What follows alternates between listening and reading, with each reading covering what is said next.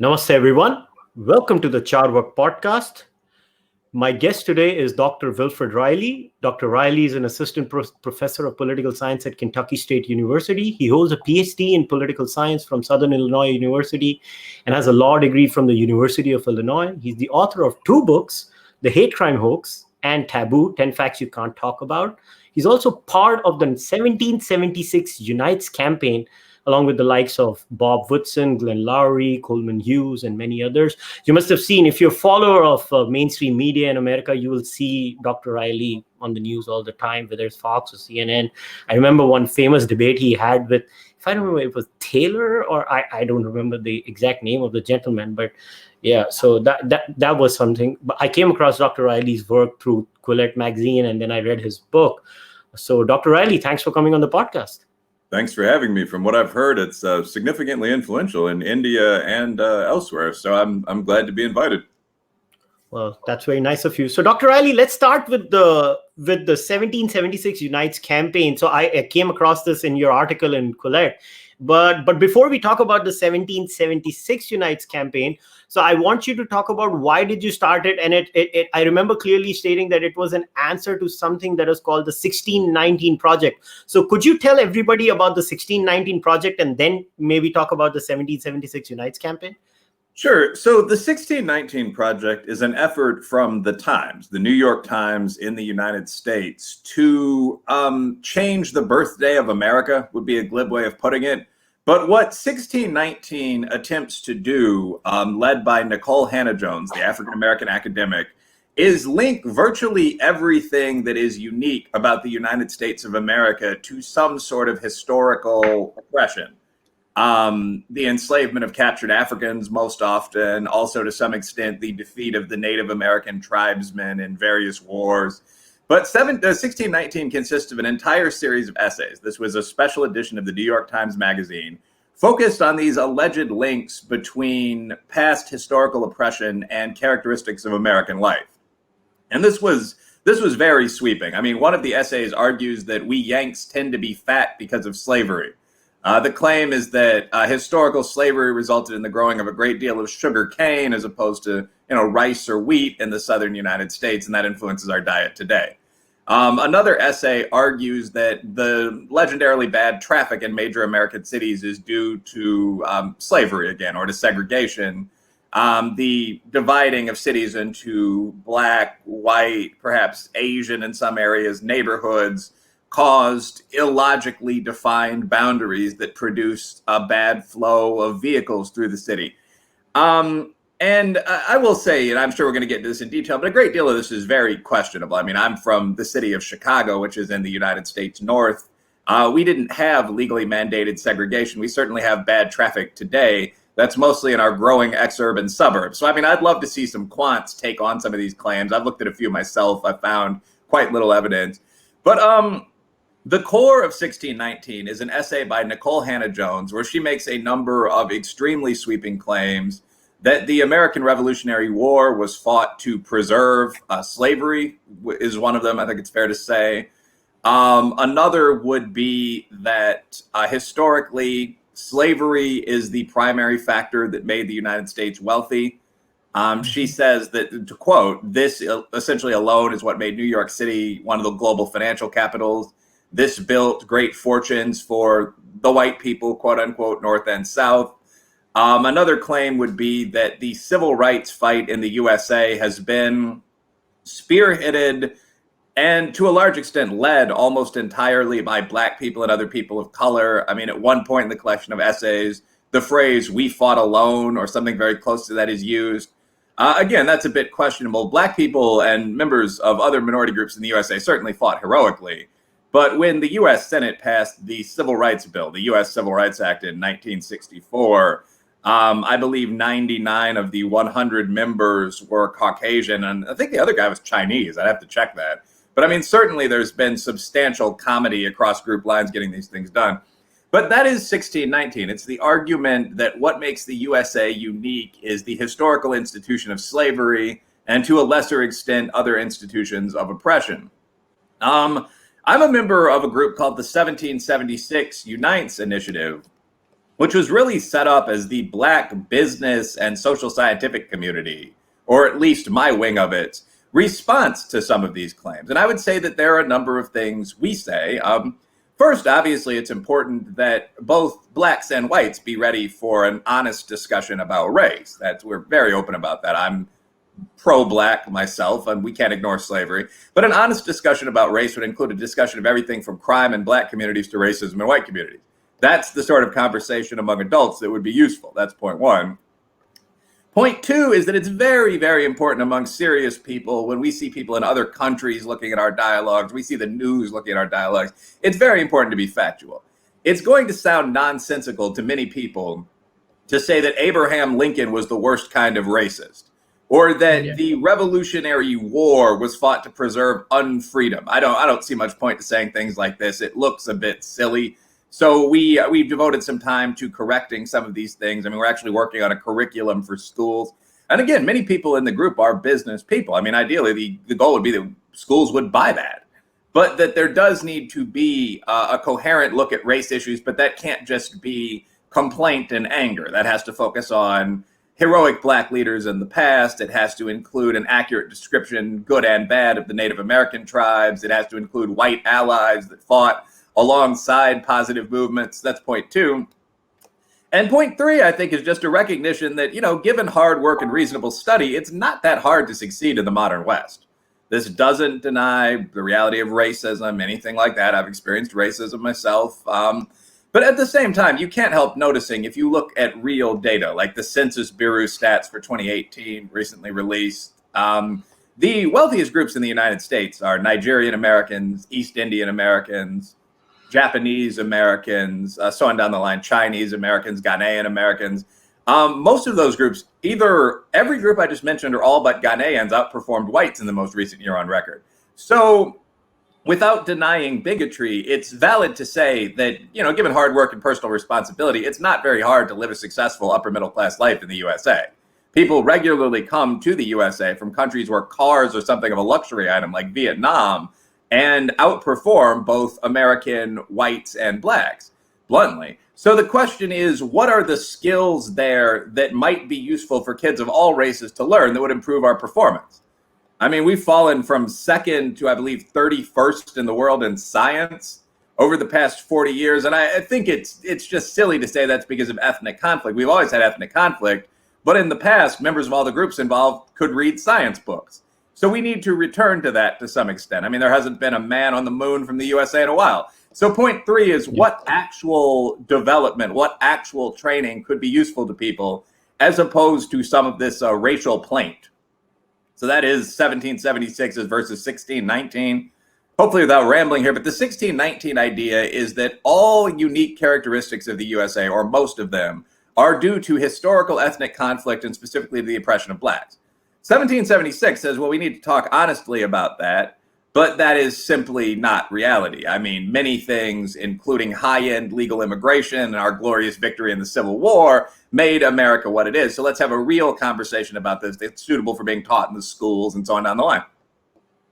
So would it be accurate to say that the difference between the 1619 project and the 1776 initiative is actually a worldview clash, where one project actually comes from a critical race theory angle, where everything is white privilege and everything is white complicity, and the drill. It just stems from the oppression ideology, and the 1776 project would be something that comes from the view of the liberal worldview, where everybody is an individual and we need to promote the individual unit. Would that be a fair understanding from what I've heard from you?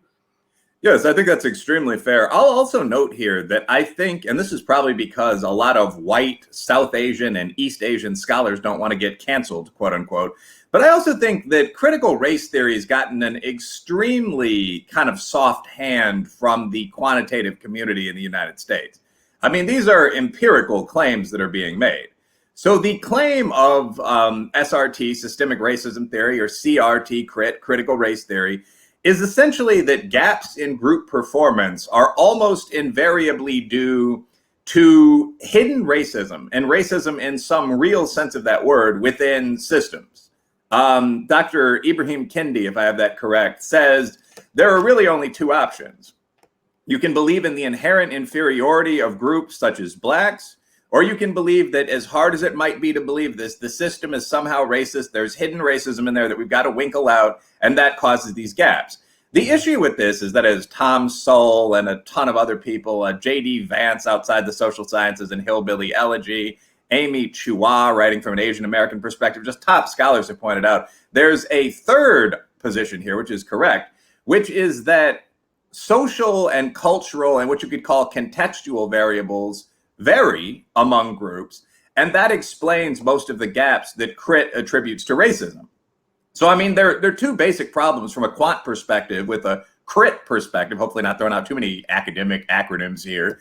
But, I mean, the first is simply that if you move the conversation beyond blacks and whites, as I just did, you find the awkward fact that nearly as many minority groups outperform American Anglophone whites as underperform them. Again, wealthiest group in the country measured by household or personal income is East Indians. So, well done. I mean, I assume there's a large East Indian audience here. I mean, many branch groups within my own, Nigerians, West Africans do extremely well. The Japanese do extremely well. So I don't see how critical race theory can even attempt to explain that. And except for throwing out the word model minority, they don't, as far as I can tell. A second point is that at the even simpler level of an individual scholar's regression analyses, if you adjust for any variables other than race, most of the gaps that Crit attributes to race simply vanish. Dinesh D'Souza on the right and June O'Neill on the left. I mean, obviously two contradictory political positions most likely there, Yeah. but both did this back in 1995. They looked at income for black versus white Americans, and they found that the income for black Americans is about 85% of the income for white Americans. We've closed the gap a bit, but that's still true. You see 100 to 87 cent gaps in most states. But the point that they made was that you can't just attribute that to racism. You have to adjust for age. The most common age for a black man, as I often say, is 27. For a white man is nearly 60. It's 58. I mean, obviously, a 60-year-old executive is going to out-earn a 25-year-old individual just starting out in business. You have to adjust for region. I mean, salaries, frankly, are quite low for both blacks and whites in a state like Mississippi or Arkansas, but far more blacks, far more African Americans per capita live in those, or proportionally live in those states. You have to adjust for test scores. I mean, you could say there's a class element there, but it's still a bit silly to expect someone who gets a 960 on the SAT to get into the same sort of top college as someone who gets a 1340. So if you adjust for just those variables, and I believe a number of years of education, so not quality, nothing to do with group differences in school, just staying in school, getting the sheepskin. If you adjust for those four things, the black-white income gap almost entirely disappears.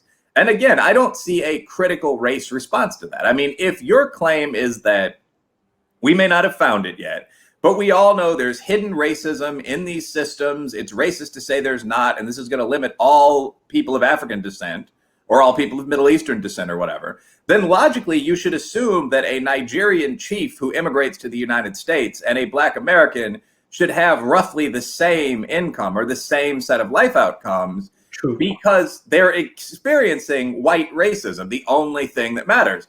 And what we find is that that's absolutely not true. I mean, one of those groups will have, on average, one of the lower incomes in the country, ahead of Hispanics and natives generally. But given the time African Americans have been here, one of the lower incomes. The other group is the richest in the country, second richest after East Indians, I believe.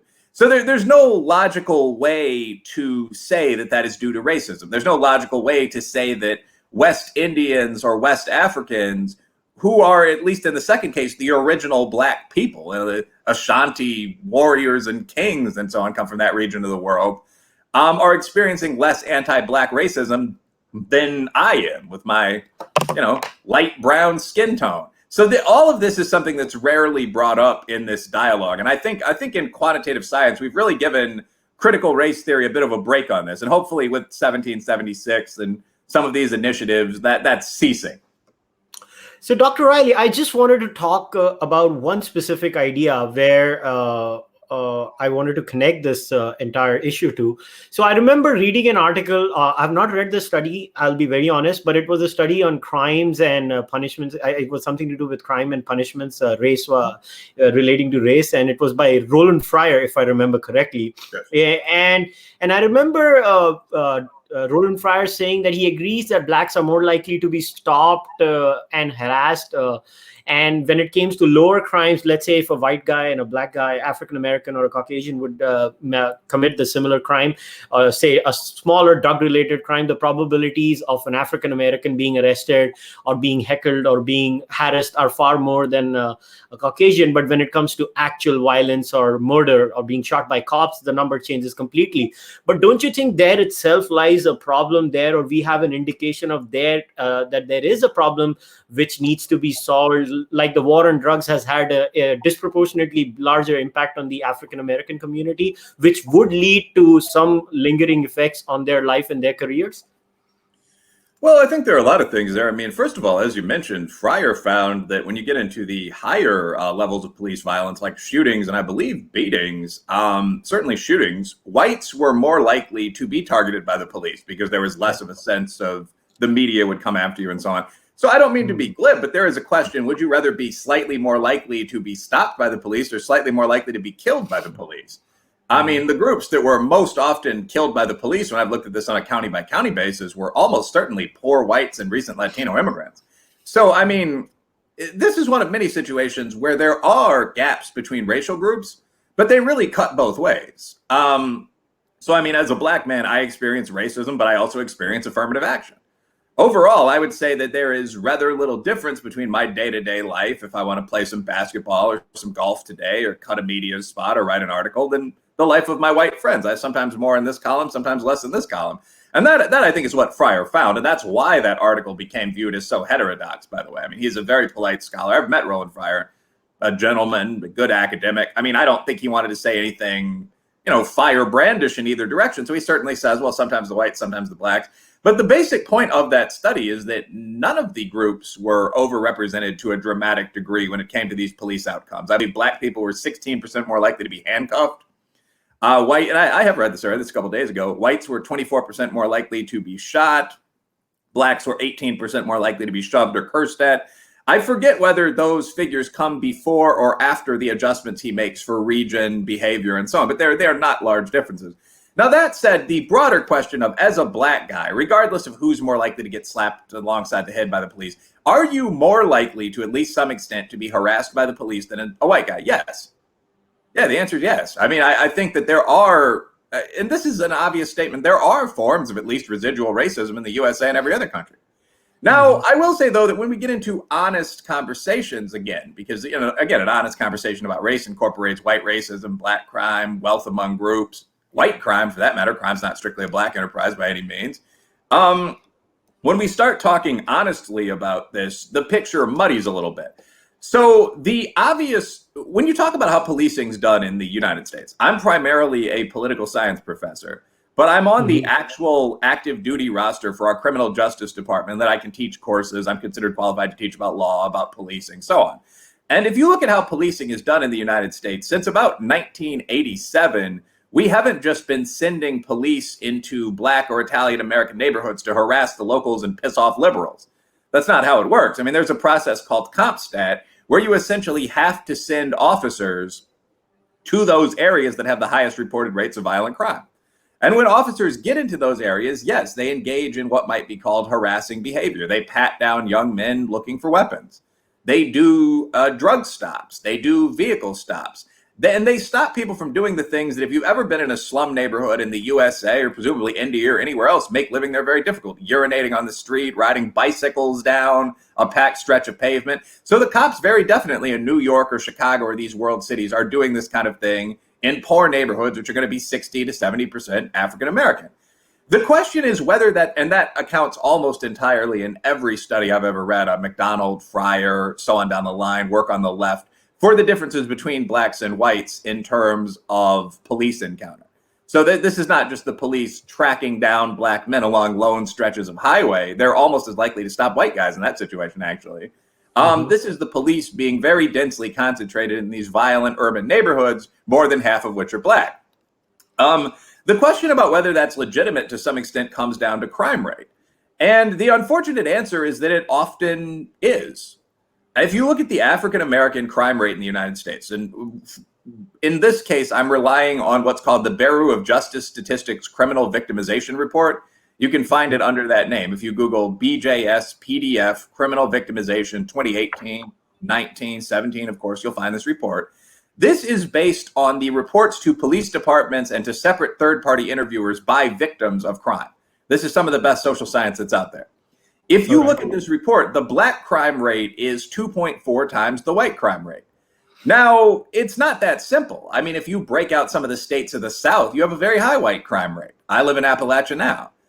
Asians have about a third the crime rate of whites. So we don't come to some silly alt-right conclusion like minorities are the problem. But the simple reality is that in urban areas, the Black crime rate is 2 to 3 times the white crime rate. So you're going to see 2 to 3 times as many police in these Black areas. And that almost entirely explains, in my opinion, of course, scholars will disagree about everything, but the 200 to 300% overrepresentation of Black people among people stopped by the police. So if you look at marijuana charges, for example, we frequently hear that white and Black kids smoke weed, quote unquote, at the same level, but Black kids are 4 times more likely to be arrested. That's true. But if you want to look at that seriously, you have to adjust for 2 variables. One, are people indoors when they're doing drugs?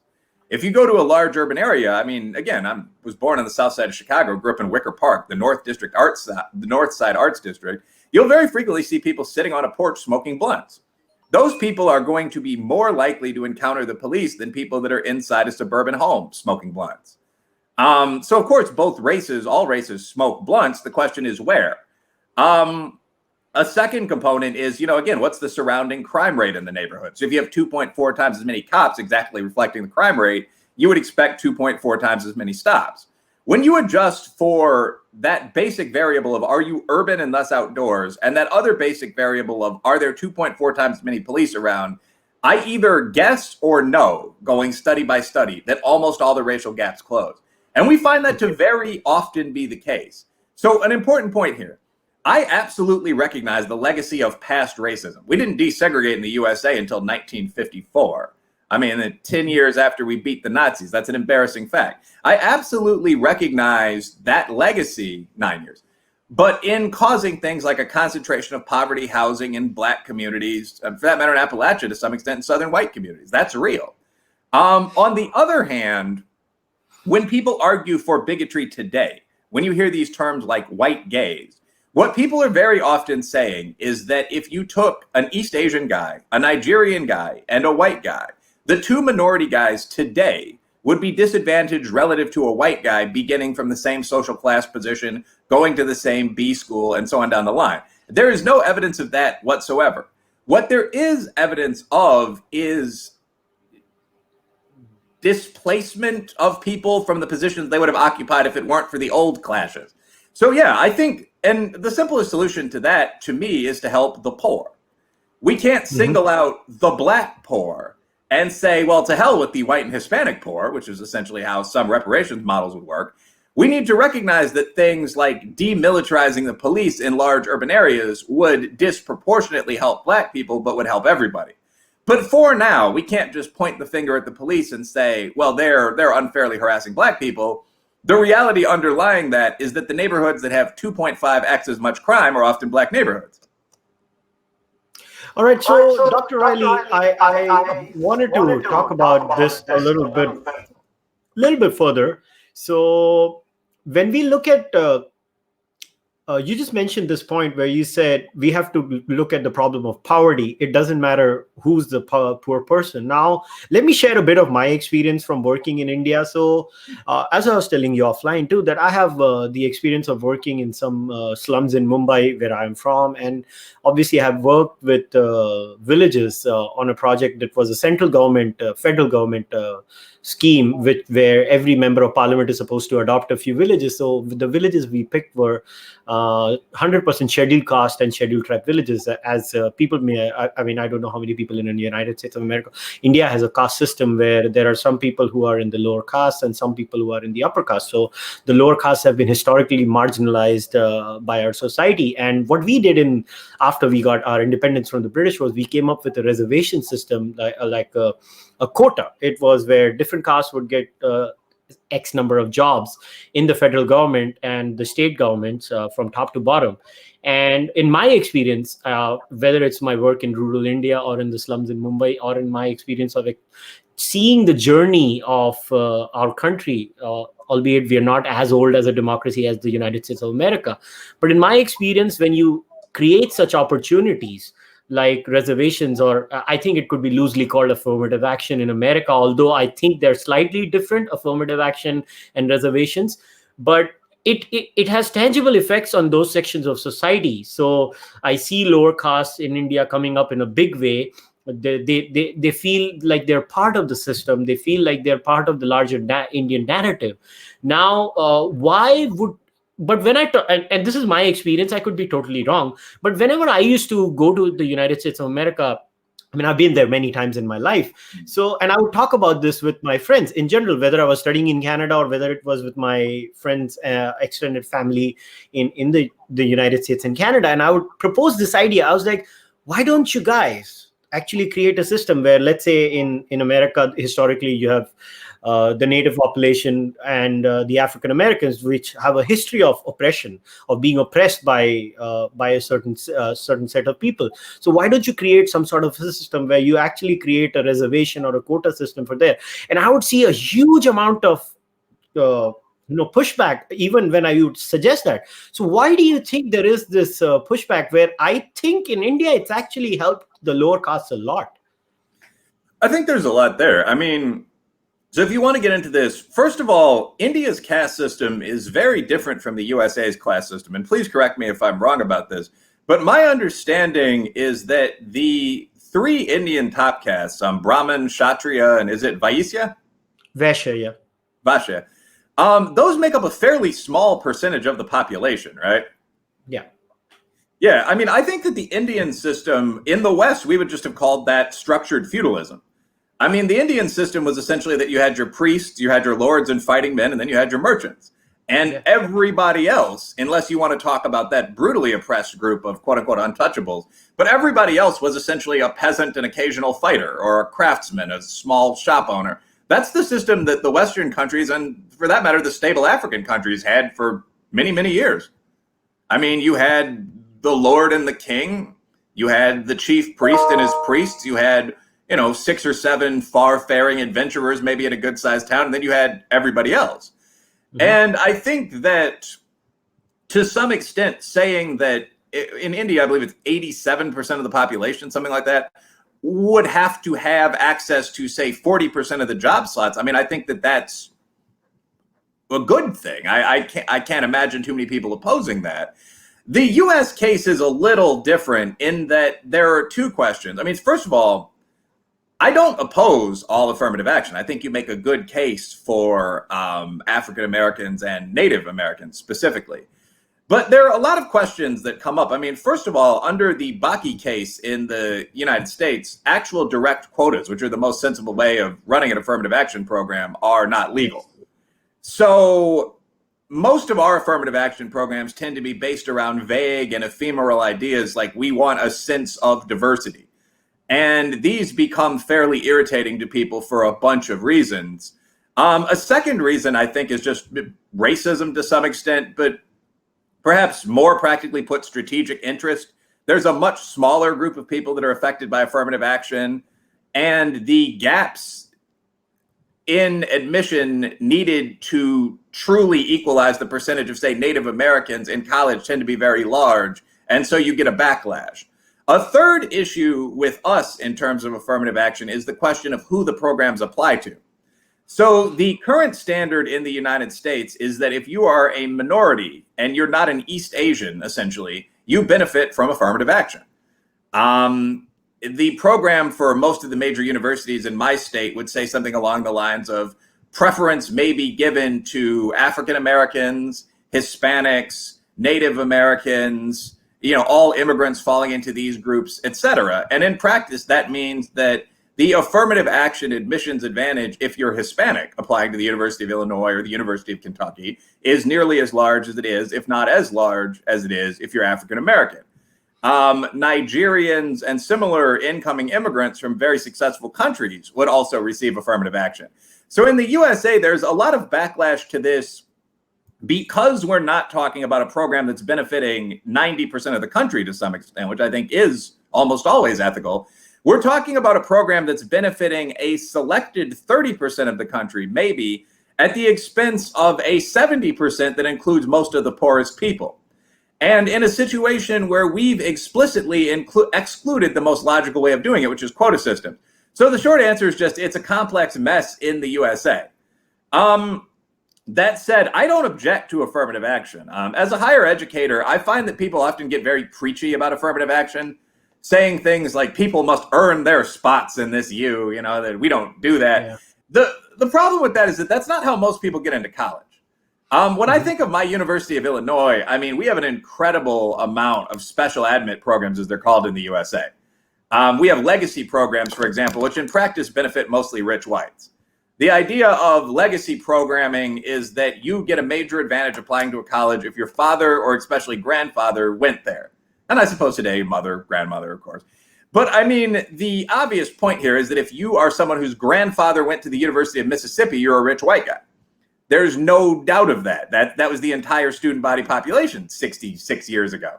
So, we have a massive athletic program at most universities, including every one I've worked at. So, perhaps 10% of the students will be athletes admitted under some kind of special mention. Not that all athletes require that, but it's usual. We have in-state advantages and county-by-county advantages fought for by local politicians and so on. So I do think there's an element of hypocrisy to saying, well, we need to get rid of any program that treats students unfairly and then focusing specifically on the one that helps poor Hispanic kids. But those are the reasons that I've given for objection to affirmative action. The question is who should receive it? The question is about the size of the gaps. The question is, why don't we benefit the poor in general? Again, in America, 70% of Americans are in the quote unquote traditionally dominant racial group, as opposed to 10% or 15% in the forward castes in India. And many of them are the poorest people in the country. I live in Appalachia, and it is, or within 30 minutes of Appalachia, and it's shocking the level of poverty in some of these small towns coming from a middle-class Black community. So our current affirmative action system doesn't adjust for that, and there are the other issues I've brought up. Two other things that are worth noting. My ideal program would be essentially class-based affirmative action, which wouldn't be very difficult to do at all, given the creepy level of data that every institution, including top universities, now has on people. The old idea was that this would be very difficult, but right now, we could simply look at the address of each student that applies and then pull up Zillow and look at the average wealth of homes in that neighborhood, which would avoid the issue of individual parents lying on their taxes or something like that. Just look up the wealth of the area and give 20 to 50 points based on the level of poverty in poor areas.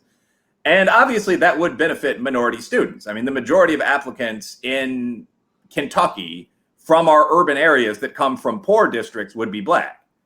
And depending on where you're recruiting students, you could mix in a certain number of lower income white students by looking at applicants from the west of the east of the state.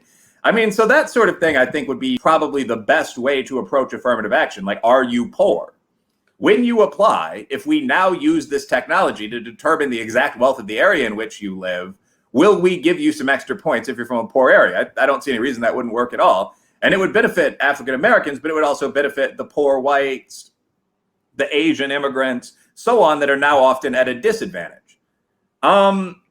The real issue with affirmative action, and I think class-based affirmative action would avoid some of this because you actually would be taking on students that had been structurally disadvantaged, who could then be aided by tutors and so on. But an issue with affirmative action now, where many of the people you're admitting are middle-class kids that just did badly on the test, is that it correlates with extremely high dropout rates. This is the big problem with AA, getting away from our conversation about why white people don't like it, which I think is fairly obvious. The big problem from a minority executive perspective is that the kids don't graduate. There's an entire book about this, a Sander and Taylor 2012, where they look at the size of these affirmative action called Mismatch, where they look at the size of these affirmative action preferences in the Big Ten, or the Ivy League, the Pacific 10. I'm using the conference names with the elite universities in the USA. And you're often talking about 300 or 330 points. And that none of the students admitted to Princeton are going to be bad. But if the average SAT board is a 1485, and you're letting in Hispanic students with an 1180, there's virtually no chance of those students competing in the elite majors at Princeton. That's just not how it works. I mean, they're either going to be worked half to death studying, or more likely they're going to switch their major to something like theoretical gender analysis and graduate with an A-, but then not be employable. It would be much, and if you look at the graduation rates for elite schools, I mean, you very much see this. If you compare Berkeley, Notre Dame, even my own University of Illinois, but certainly Harvard, Princeton, the graduation rates for whites and blacks, you very often see an 80% versus a 49%. And that reflects the fact that there's this massive gap in student admissions. I don't think anyone denies this. In the legal profession, which was my first, not really love, I guess my first arranged marriage would be more appropriate. It was assumed in my family I'd go to law school and get a job. I went to law school and then got offered a PhD. But I mean, in the legal profession, the bar passage rate for minority students is substantially below that for the bar passage, substantially below the bar passage rate for white students. And the one correlate that predicts this, you're talking about an R squared of 90%, is entering LSAT score. So I don't think it makes much sense to take someone who has a solid 155 on the LSAT and perhaps should attend the University of Texas or a top flight school, but put them into Harvard, where they may very well not join a study group, where they're going to be behind the curve for most of the exams, and where they're going to graduate with a B- or a C+ average. And then perhaps struggle to pass the bar because of that lack of comedy and that lack of support while you're in school. So that, I think, is the real issue with affirmative action, that it hurts many of the kids that go in under the auspices of these programs. And again, I think a class-based system would help with that pretty substantially. So, Dr. Reilly, here's my question. Then I would actually like to ask you a follow-up question. So let's take a scenario. I'm just creating a hypothetical scenario. Let's say there are two kids, one African-American, one Caucasian white kid, and both come from a barely similar low-income class setup. But here's the thing. So how do we calculate for, or do you think this is a fair calculation when we calculate the multiple variables that influence a kid's life and a kid who's actually getting educated? Don't you think that the variable of the historical burden of slavery has to play some role in the entire calculation? Don't you think if we were to say that a lower income group, when I mean to say lower income group white kid and a lower income group black kid would be in the same position? Because don't you think the historical baggage of the African American community has to create a much harder roadblock for them? I mean, going back to the Roland Fryer example, where I mean, it's the similar thing, right? So don't you think, considering that, I know it's very hard to put it down in a number in a variable analysis, but don't you think it counts for what it's worth? Well, I think that, so there are two different things. I don't deny at all that the legacy of slavery has put Black Americans in a worse position than we would be in had we arrived as successful Nigerian-style immigrants. That's not disputed by anyone in social science except for a few racists. The question is whether, if you take a working-class Black kid and a working-class white kid, there's more than a few points difference in terms of how they're treated. I would say the answer to question 2 is no, just as the answer to question 1 is obviously yes. So if you're looking at a working class white kid and a working class Black kid, and let's take the specific city of Frankfort, Kentucky, which is where I live. I don't think that there are going to be major gaps that exist for the Black kid, except maybe the criminal justice system at the margins, that do not exist for the white kid. If you're talking about single parenthood, if you're talking about poor diet, if you're talking about frequency of violence in their neighborhoods, frequency of drug use in their neighborhoods, perhaps dating a quote-unquote promiscuous partner very early on in life, which can run the risk of making you a 16-year-old father. I think those, almost anything, automobiles, skateboarding, accident injuries, almost all of those would be the same for the Black kid and the white kid. The only difference is that there would be proportionately more black kids living in that neighborhood because of past racism. I think that's where the difference comes in. But in the modern world, so I actually did this. I haven't gone through the full, internal review board, getting this done and doing 5,000 surveys. So I won't describe it as one of my major projects yet or anything. But there's a fairly good study of quote unquote privilege that was designed by, as I recall, some Yale grad students. This actually ran on the BuzzFeed website of all places for a year or so. The data is still available out there. And I've given a modified version of this to students in my classes, for example, and so on, to see how they perform. And the questions on here range from, do you know what frequent flyer miles are? To have you ever had an unpaid internship? Have you ever been beaten in a fight by more than 2 people? I thought that was interesting. I have, growing up in a working class neighborhood. The percentage of even males that say this is less than 1 in 5. So a very good metric of privilege exists. I've given this to people. And what you find is that when you do the multivariate regression that we both know how to do and that you just mentioned, the effect of race on privilege does exist, but it's about 1 to 2 points. I've seen it as high as 3. But with everything else adjusted for, the effect of being black in the hood versus white in the hood, Irish or whatnot, 3 points, 2 points. The effect of class was 40 plus points. So on this scale, a rich guy is going to get an 80 plus. I mean, just think of questions. Did you have a car in high school?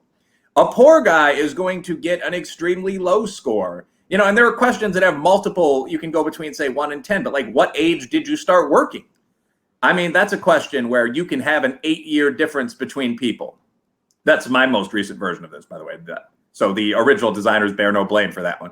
But I mean, just essentially, I think what I said is pretty self-explanatory. There's a nearly 50-point gap based on class. There's a 2-point gap based on race in these multivariate models. And one thing that I found fascinating is that so many other variables that we don't think about had an influence. I mean, in at least one run of the survey, I saw an effect for sex. It is still harder to be a woman. That seems to be an actual impact much more significant than the things whites and blacks fight about. This is consistent across black women, white women. It is harder to go into business and get an executive job as a woman. I don't think anyone even disputes that. It's harder to go to a tough high school as a woman when you think of some of the things that might happen there.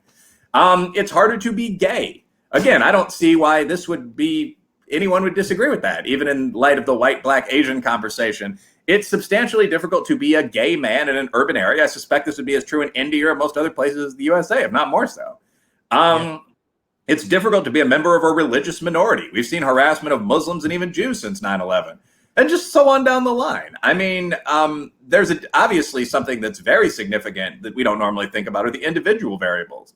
How would you perceive, because you can't put an IQ test on the thing, but how would you perceive your performance in school, your attractiveness, your physical fitness? All those have an effect, and the effect would be much greater if you actually had a metric for IQ or body fat content or something on there, most likely. So how do you look, act, behave? What's your level of aggression? Things you'd never expect, like number of siblings, i.e. birth order. Urban, rural. Are you from a big city where all the opportunities are present to at least some extent, even if it's difficult to get to them? Or are you from a tiny whistle-stop town? That certainly affects your level of privilege, quote unquote. So what I'm saying here is that nobody denies, again, some residual racism. And certainly nobody denies that the great conflicts of the past reduced more black people to poverty. That would be silly to deny. But when you look at performance on an actual metric like this one, we find that class and a bunch of other things have a much greater impact than race. And at least I find that there's very little racial impact at all today when you adjust for the different metrics for class. So no, I mean, to answer your question, I don't think that some white guy walking through a trailer park carrying his skateboard over his arm, pit bull on a leash, is going to be treated dramatically differently by girls or by the police or by his teachers in school than the equivalent black guy. I think that the issue is that there are more black guys in that position because of history. All right. So I want to narrate a small conversation that I had with a professor and a friend of mine who was telling me one day that, and this is in connection to, because I want to connect to what's happening in America right now with the protests across the country. And it's just so this is from where I come from. So my experience of what's happening in America is either social media, or maybe we get a curtailed version of CNN in India. We don't get Fox News in India. We get CNN, which is the international CNN or the international version of BBC over here. Whatever little Fox News we get is either through YouTube or Tucker Carlson's tweets or videos that might come occasionally on my Twitter timeline. But still, I try to understand what's happening. So a friend of mine once said that one of the biggest reasons after independence we actually did not burst into flames, especially with the lower caste coming up and basically, as I say, shit hitting the roof, was because we corrected that historical wrong immediately, and we gave them those reservations, and they became a part of the mainstream narrative in India, where they felt they were part of the society and society valued them as much. Now, considering what's happening in America, obviously, I don't want to revisit the affirmative action thing, but what is this chasm in American society then, Dr. Reilly? When I look at it, and again, I'm with you on the Fryer reports. I actually agree with you. But then why do you think what's happening in America right now, where they don't seem to be drawing a line as to what statues they're supposed to take down? I was just reading somewhere where somebody had joked, maybe Mount Rushmore or whatever, when you have all those presidents out there, and they're like, somebody wrote an article, even that should be taken down. Then Abraham Lincoln is a problem, Jefferson is a problem. And from whatever I've heard or read through my little researches, I thought these were American heroes. So where has American society failed, or it's from my perspective, or do you think it's a little too overblown? Well, I think that, now again, I mean, obviously there are riots in every major society from time to time. India's seen some ugly ones. China is going through definitely a tense time right now with Hong Kong and what they consider the overseas possessions, which the overseas possessions dramatically disagree on. So, I mean, in 5 years, the USA, China, and India will all still be there as great powers. I don't see a lasting impact of taking down the statue of Stonewall Jackson in a public park to some extent. I mean, cities have had mobs as long as there have been cities. So I don't really know what the impact of this really will be. I do think that, so first, obviously, again, I think the one point, not really a point of tension, I think we largely agree on it, but the one question that often comes up in these conversations is, do you think there's a lot of racism today? And my answer to that as a Black business person is no, practically. I mean, quite likely 1 in 10 whites you meet, maybe Caucasians you meet, may be a racist. But there are entire programs like the Civil Rights Act and our affirmative action laws designed to counter that. So I have not seen that as a significant problem in my life. I interact with the 90% of people that aren't bigots and recognize that there is an extremely quick legal remedy if you actually, in education and business in any serious environment, run into racism. So I don't think there's a great deal of this bigotry today in the sense that's often brought up. But as I said, I agree with you that obviously the oppression and conflict of the past produced things like some of the pre-existing wealth gaps that we see among groups. The question is, if that continues today, why are East Indians and Nigerians and the Japanese the richest people in the country? And no one's ever been able to practically answer that for me. But so in terms of, has the USA not kept its promises to the lower class or something like that? I think that's arguable. I just don't think it's necessarily racialized. But if you look at the mobs in the streets in the recent post-George Floyd riots, I mean, they were extremely diverse. I mean, you saw blacks, whites, Hispanics, and some of the things that people were saying, you know, the police can be brutal. You know, I don't have health care and I'm 27. You know, there's an extremely high rate of violence in my neighborhood, whether that's a black or poor white neighborhood. Why do you police not seem to protect us rather than fight with us? I think a lot of those are legitimate issues. Again, I don't think setting a statue of Abe Lincoln, the man who freed the slaves, on fire is the solution to that. But one, I don't think that this is going to be a very long-term issue. Rioting tends to flare up during hot summers and times of poverty and then die down. We just saw the entire coronavirus crisis in the USA and globally. That's point one. Point two, are there some underlying questions? Yeah. Just to say three things from quote unquote the left: I favor national health care, I favor legalizing drugs, and I favor demilitarizing the police. I don't see a reason in the world all three of those things couldn't be done, phased in over 10 years. And I think that would cause a lot of the issues here to die down. Now, that said, now that we accept that some of these issues are legitimate, one big group that has to come in for some punishment here is the US media, who in most long form podcasts I've kicked around for a bit. And by the way, this is a much better format than mainstream broadcast television for communicating these issues. Oh, I agree. Yeah, I mean, you've mentioned I've done Fox News. The general format for something like that is it would be like me as center right guy, Rush Limbaugh equivalent on the right, and then Cornel West equivalent on the left. And a producer would literally say something like, go, to start a 3-minute segment. And you're expected to outshout the other man about your ideas and, all this. I mean, that's not necessarily very productive. And I think that this environment where you have Fox, although a good relationship with them, but where you have Fox on one side and Rachel Maddow on the other, that's not ideal for the communication of real information. And it's going to get worse before it gets better. I mean, there's a new TV network named OAN starting up in the United States that's looking at purchasing major broadcast. Their whole pitch is that Fox is too liberal. I mean, their hosts are people like, who's the guy from the internet? Posobiec, I think Cernovich might be on there. Bongino, I mean, former U.S. operators and spies. So that's going to be interesting to watch. I mean, that might be like watching some elements of Arab world or Turkish media in terms of attachment to the government.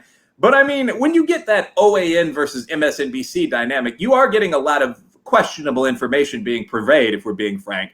And I think that this is one of the reasons why there's so much anger. Like, a lot of the anger that's out there on the streets on both left and hard right is motivated by things that aren't real. This is very, very important. I mean, so when I was prepping for one of those Fox debates, and before that, as I wrote my papers, I looked at the actual number of people that are killed by the police in a typical year. And we're looking at innocent people here. We're looking at unarmed people here. If you're waving an AK-47 at the police, they can shoot, in my opinion. But a total number of unarmed people killed by the police in 2019 was 56. The total number who were black was 15. That includes men and women. So again, you could argue there's a slight overrepresentation of blacks. I mean, we're 15% of the country entire, but we were also 15 out of this set of less than 60. Okay, we can talk about whether that's due to racism or crime rate. But I think if you asked the average person on the street, what's the total number of unarmed men, specifically black men, killed by the police in a year, they would say hundreds or thousands. That's not real. That's the result of this media culture of fear that people in the social sciences have been talking about since Glasner 2000, where we constantly see these things that are not real threats. I can name 10 just off the head. Young blonde child kidnapping, animal attacks, black on white crime, white on black crime, police brutality, horrific explosions on the operating table, plane crashes, specifically Islamic terrorism outside of 4 specific cities, COVID-19 deaths for people under 55. I mean, it just goes on and on and on with this narrative of what is going to kill you, what's coming next. I will say I only got to 8, not 10, my bad. But I mean, if you watch the mainstream US media, this is extremely common. And I think that the narrative around the police on one side, on the left, and frankly around blacks on the other side, if you want to look at how the right sometimes presents these issues, has caused this conflict where you have people in the street fighting. And that's entirely unnecessary. None of this is real. If you look at interracial crime in the United States, this is in the BJS report I mentioned, Bureau of Justice Statistics. Again, we know what that is. Violent black-right interracial crime is 5% of crime.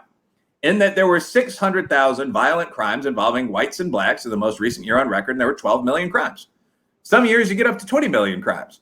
That doesn't excuse hate crimes on the white side or robberies on the black side, but it's just important to remember the person most actually likely to kill you is your ex-wife. There is not this massive, they're not warriors of the other race or dangerous animals like sharks and bears or whatever the media tells you lining up waiting to attack you. So I think that this false representation has a huge amount to do with this. So again, would I legalize drugs, nationalize elements of the healthcare system, try to equalize policing? Yeah, I think most fair-minded people would do at least some of those. But you also have to recognize that right now, the total number of casualties of the policing system that are unarmed, actually innocent minorities is 15. So, I mean, it's not as though there's blood running in rivulets down the streets in the USA or anywhere else. Now, you could get into some broader questions. So, I mean, our police overall do kill hundreds of people every year. Why, as opposed to 15 in Britain? I mean, there are real questions there. But the idea that that is extraordinarily raced, or the idea that this is in mostly unfair, illicit circumstances, I mean, again, there's no evidence for that. Yeah, I could actually totally agree with you. And in fact, I just finished reading a very fascinating book by Bobby Duffy about the perils of perception, how we actually tend to perceive most of the things wrongly. It was a fascinating book and it did cover things like crimes and what is your perception of crimes and stuff like that. But here's my last question before I let you go. So this is what I look at America as. When I look at America, I see, the there was a time when religion had a huge stranglehold on American thought in a larger way. And obviously, post 1960s, you had the challenge, and slowly but surely, I think with more and more secularism and basically religion has been dealt a body blow in America. Even if you look at current surveys, I think I was talking to Michael Shermer in one of the podcasts, and Michael Shermer told me that I think 25% of Americans are what you call nuns, right? They basically have no religious affiliation. Now, when I look at this as an outsider, am I wrong to think that all this new woke religion, because it is absolutely a religion. I mean, to me, it looks like a religion. It's just Christianity without the God to me. I mean, there is an original sin over there. There is an original sin of privilege over here. There is blasphemy over there. There is blasphemy over here. I mean, it's so similar to me as an outsider who has read Christianity and who's reading this material. I was like, is there a crisis of meaning in a certain section of American society where people are basically self-flagellating because they've kind of run out of real issues? Yes. I mean, so what you're talking about, I'm not the most religious guy. I mean, like most urban, they're upper middle class men, I'm sometimes conventionally pious. I mean, I go to church on Christmas and Easter as God intended, but I'm not a extraordinarily religious individual. That said, I think religion has a great deal of value in stabilized civil societies. I find this to be especially true for young men who have a natural inclination towards savagery across all races and countries. And I think that we have seen a decline in meaningful religion, but I'll go beyond that as a political scientist. We've seen a decline in meaningful participation. If you read the books like Putnam's Bowling Alone that have really come out of American political science, I'm an internationalist, in recent years, although that now more than a decade old. But I mean, you see that there's been a decline in military participation. I mean, everyone in most major nations used to have to spend 2 years in a barracks getting used to all of the other sorts of young men in their nation. Young women as well in recent years. That's no longer true in the USA, still is in Israel, some other countries. You've seen a decline in varsity athletic participation. People are more focused on playing video games now among younger kids than going out there and getting kicked around on the pitch or the football field. You've seen a decline in bowling league participation. If you don't play in high school or the Army, you probably won't later in life. Same thing for basketball, golf. I mean, you've seen a decline in young marriages. You've seen a decline in church, synagogue, mosque going.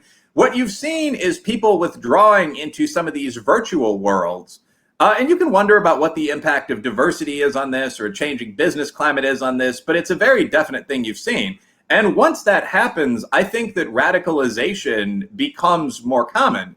Because in the virtual world, whether you're playing Second City or you're on Facebook and Twitter all day, or God forbid, you're one of the active anons on 4chan and 8chan and Reddit, I mean, you are able to completely silo yourself. If you're on 4chan Pol and then you switch to right-wing Twitter and then you go into the gaming sphere and you're part of an organization of other young right-leaning men, fighting in a world that doesn't exist, and so on, and that's 8 hours of your day, there's very little engagement with other people that'll challenge you, whether that's female dating partners or guys who just disagree with you or anybody else. So I think all of this, the decline in participation, the increase in virtual worlding, as it's been called, contributes to this sort of anomie. And I find that a lot of people want something to believe in. And the thing is, I mean, from, the Bible to the Vedas or the Bhagavad Gita to the Talmud to the Greek myths, I mean, the Stoicism, there are 100 traditions that you could cling to, again, especially as a young man, but really for anybody. Not even sure why I said especially as a young man, really for anybody. But those are not what most people seem to be pursuing. The growth of the alt-right is an example of this, where people want to reify sort of the older culture in their society and their own racial heritage as a response to the feeling of meaninglessness. I think that in many ways is an in-the-mirror counterpoint to the worst extremes of social justice, just with broke white guys. You see the social justice movement, which indeed does have an original sin, which I guess would be racism, which does have blasphemous, non-catechistic language, which has everything religious but modesty and forgiveness, actually. So you've seen a lot of these movements rise and swell for both of those. I mean, 3, 4, 5,000% in size. And yeah, that has almost certainly something to do with the absence of real belonging, with the lack of ability just to go down to the Masonic Lodge or to go to temple or something like that and have an actual meaningful experience. The question that I have with that, of course, is why don't people just start going to the Masonic Lodge or down to Temple again? I mean, as I've been, that's my recommendation if I had to give one to citizens. Yeah, I totally agree with you. So before we wrap things up, Dr. Reilly, are there any new projects, any new books coming up that you'd like to tell us about? Well, sure. I mean, I've got this. Hey, thanks. I mean, this is my usual plug at the end of any interview. I have 3 books out right now. Obviously, Taboo: 10 Facts You Can't Talk About, which looks at cancel culture and all the things you're not supposed to discuss, actually from Black Lives Matter to the alt-right, to in a short passage, the transgender movement, so on. Not obviously comparing those 3 things, but everything that's off the table at a dinner party. I have Hate Crime Hoax before that, which looks at the wave of sort of Jussie Smollett, Covington Catholic, if you want to throw that in there, Erica Thomas, DC dreadlock cutting, etc. style incidents that we've seen in the USA and Britain in recent years. And I look at why we seem to be giving power to this idea of victimization. And I have a previous book, which is simply written from a scholarly perspective. It's essentially my graduate dissertation, but the $50 million question, which looks at why people value identities such as race and sexual orientation, religious faith tradition in the first place. In terms of new projects, I do a fair amount of writing for different sources. I mean, I'd expect to be back in Commentary, Quillette, Spiked, and so on before long. And I'm planning on writing a book about how to actually improve policing with a friend of mine, Maury Richards, who's a police chief. And I think that the combination of that quantitative perspective and his perspective, having been out there in the field, could be pretty useful. That might be more of a textbook style, academic style piece of work than, say, Taboo. But that's the next one up. I'm also interested in writing a book called something like Flex about how we define identity. And it looks like I'll get a major publisher deal for this one. But I mean, right now we have seen the trans movement, obviously, which is people that consider themselves to be the opposite.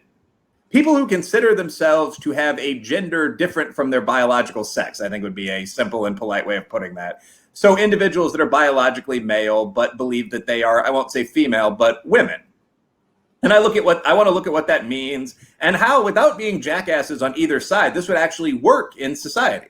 I mean, for example, if you are a bio male and you identify as a woman, can you then play sports as a woman? Can you then not participate in our military draft? What are we going to do? So I'd like to discuss that. And then I'd like to go beyond that framework to newer movements that are on the horizon. Like, I don't see any logical reason that we won't soon recognize that people say they're transracial if people say they are transgender. I mean, we've seen a very large number of high-profile people on the left, Rachel Dolezal, Elizabeth Warren, some would argue Sean King, who were presented as minority leaders and turned out to be Caucasian. So what is the logic behind that? I mean, are we just looking at, individuals behaving aggressively in their personal life? Or can you say, I am a member of another race in the same way you can say I'm a member of another gender? And this goes on and on. I mean, there are more than 1 million Americans that identify as otherkin. This has become something of a dated term on the internet. They use different terms now, but that's someone who believes they're a non-human creature, whether that's a wolf, an elf, so on down the line. And if you Google otherkin and get into the debate board, this is taken quite seriously. So I'd be interested in writing something where I look at, not at all mockingly, not really all that critically, but at the idea that you define what your identity is. What does that in practice mean? Can I say that I am 67 and so on? And I think that there would be a pretty substantial market for that book, because a lot of people in, again, that normal middle class are trying to figure out what these movements mean. If you are, an East Indian man and you say you are a Caucasian woman, how should I interact with that? I think it's a fascinating question, and I'd like to take a shot at answering it. But so I agree with you. That's fascinating. Yeah. So those may be the next 2 books. And in the meantime, I mean, I would look in the journals or in an outlet like Commentary for a fair number of articles. I try to write something every week or 2. Yeah, that sounds actually very interesting. And yeah, I kind of relate to it, because right now, the only thing which is on the assaulted the most, if you ask me, is what we would call in the good old days the small t objective truth. It seems to me that there is no objectivity left in the discourse at all, and everything is relative. So yeah, I actually I'm looking forward to it. That would be something that I would buy and read myself, because I've been grappling with that myself, and I kind of don't understand that if there is no objective truth, then like you said, if I identify as a 70-year-old old guy, then am I eligible for Social Security when I'm at the age of 27, right? So how do we work these things out? So if there are no objective truths, then how can we have our entire society functioning? So yeah, it sounds like a fascinating idea to me. Yeah, and not to, I mean, thank you for the comment. I think it's useful in terms of some of the angles I might take. But I mean, one thing I will say is that, so I guess the answer to that is that there are, so this is my issue broadly with a lot of movements that are in the public space right now. I would define myself as a modernist. I don't need the post. I'm by background, I identified as Black. I'm also of British, Irish, and Native American heritage. And one of the reasons that I am inclined to believe in scientific truth is the Native American background. I mean, these were some of the greatest warriors and most spiritual people in history, but I think that their defeat pretty conclusively demonstrated that gunpowder is stronger than magic. So I, from a fairly early age, have been kind of interested in how gunpowder works. Now, I don't object at all to people putting a distinct Black or East Indian or whatever spin on their presentation of how gunpowder works. You can design the weapon in different ways. Art is a beautiful thing, but you can't get around the point that gunpowder works. And I think that in the modern world, we've seen a lot of people attempting to present science itself as just another racialized, non-objective reality that some people happen to believe. And this, I think, is absolutely nonsensical. I mean, there's a reason why planes fly. And anyone who can calculate arcs of takeoff or the laws of gravity or whatever knows what it is. So for me, again, without any lack of sympathy toward individuals that feel that their race or gender is not what it might outwardly appear to be, I don't think it's especially difficult to say things like, a male is an individual with a non-all XX chromosomal order, an anally occluded prostate gland, a hyoid bone in the throat, then 99% of the time is equipped with, penis and testicles. So the real question in the book would be, to some extent, how do we know that fact and continue to believe and communicate that without falling into nonsense, but also without being cruel to other people? I think that is a valuable question. Yes. But at some level, we can't lose sight of the fact that a male is what I just defined it as. There's not a biology department in the world, probably, that behind closed doors would disagree with that. So the key question of the transgender movement isn't, are there a small number of people that are intersex who we absolutely must treat with, honor and respect? The answer to that is yes, sure. It's, I believe, 0.1% of human beings. The real question of the transgender movement is, if I am a biological male with, a non-all XX chromosomal order and everything else I just described, penis, testicles, can I then choose to identify as a woman and compete in the 400-meter dash as a woman? That's what we're actually talking about, not some fringe theoretical idea. We in the business and military and scientific and so on communities in major nations have to be prepared to take on things like this. And when people aren't, it gets very ugly and very silly. In South Africa recently, there was a recorded video of someone at a scientific conference arguing for magic. I'll try to look this up, but everyone, black and white, just sits there in stunned silence while someone says, well, this is just one of many traditions. My Xhosa ancestors used to believe that when you bring in a witch doctor, you can produce pretty much any result you want. I'm not exaggerating this at all, being mean to the South Africans. But at some point, when you say, well, what problem do you have with my regression models? And someone else says, well, my witch doctor disagrees with them. You have to say, well, that's not a legitimate response. Sit down. And I think that normal citizens are going to get to the point where we're going to start saying that more and more very soon. You know what, Dr. Reilly, that's a perfect way to end the podcast. Actually, I'm so looking forward to you writing this book because, as a sports fan, and you rightly brought up that sports is a place where, I'm a mixed martial arts fan, and there was a famous case of Fallon Fox where it was a case of a male trying to, changing to a female and then going and competing, and they eventually had to stop that. So, I'm really looking forward to this book where you can, take the whole plethora of examples and you look into identity at a much deeper level. So, Dr. Reilly, thanks a lot for coming on the podcast. Thank you for having me. All right, guys, you know the drill. You can support me on YouTube, Patreon, everything, what you're supposed to do. Subscribe, like, share the video. I've added the details for the 1776 initiative that Dr. Reilly is part of, and also the links to buy his books. I would insist you check both of them out. You buy his books, read it, and I'll see you the next time. Until then, namaste, take care, goodbye.